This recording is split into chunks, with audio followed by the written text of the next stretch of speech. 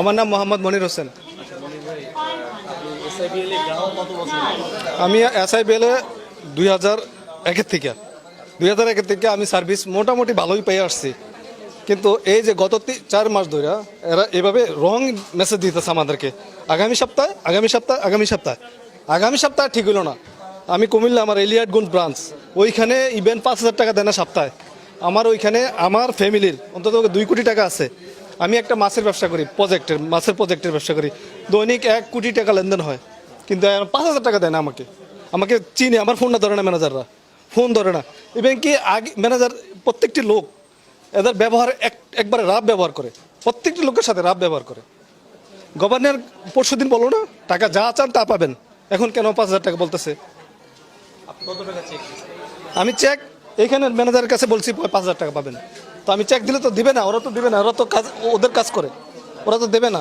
তো আমি 5,000 টাকা থেকে এই যে 10,000 টাকা লইলাম, 3টা চেক দিয়া। এই যে দেখেন,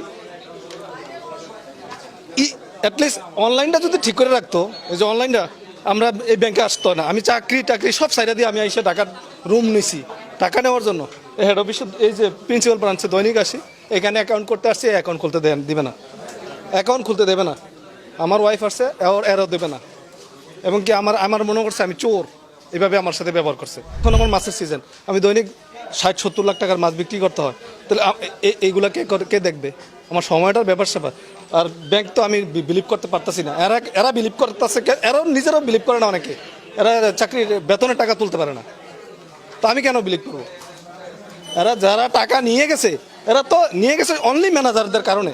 ম্যানেজাররা গলা মিলাইছে, ম্যানেজাররা কিছু টাকা পাইছে, ম্যানেজারদের কারণে টাকাটা নিয়ে গেছে। এখন ম্যানেজারই বলতেছে যে ভাই ধৈর্য ধরেন। আমরা ধৈর্য ধরবো? আমার 1 টাকা কামাই করে আমি বিদেশ থেকে এনে দিছি, আমি ধৈর্য ধরবো না? ওদেরকে ধরার জন্য দায়ী কে? আপনি চেয়ারে বসছেন, এখন আপনি যদি রং করে টাকা দেন, আপনি দায়ী না? ম্যানেজাররা দায়ী, এই কথাটাই কেউ বলে না। দায়ী তো ম্যানেজার দায়ী। একটা ম্যানেজারের তো টার্মিনেট করে নাই, স্টিল তাদের পজিশন ঠিক আছে, বেতন ঠিক আছে, 2-2.5 লাখ টাকা বেতন নিতেছে। আমার টাকা আমি পাইতেছি না মাসে 5,000, এরা 2.5 লক্ষ টাকা বেতন নেয়। দেখেন, iPhone 16 চালায়, 15-16 চালায় প্রত্যেকটি ম্যানেজার। এদের সাথে বলে যে একটু বসেন, আমি আসি 2 ঘন্টা, গত বুধবারে আসছি, একটু বসেন আসি, 2 ঘন্টা পরে আসছে। এসে বলে কি জানি বলছিলেন আপনি? আমি 2 ঘন্টা কিন্তু বসে রয়েছি, আমার ফ্যামিলি নিয়ে আসছি, আমার ওয়াইফ, আমার বাচ্চা বাড়িতে রেখে আসছে, 2 ঘন্টা বসে রয়েছি। আমি যা বলতেছি আপনি কিন্তু পত্রিকা ছাড়বেন। আমি যেমন দেখতে পারি নিউজ পেপারে, প্রত্যেকটি লোকে দেখেন সেম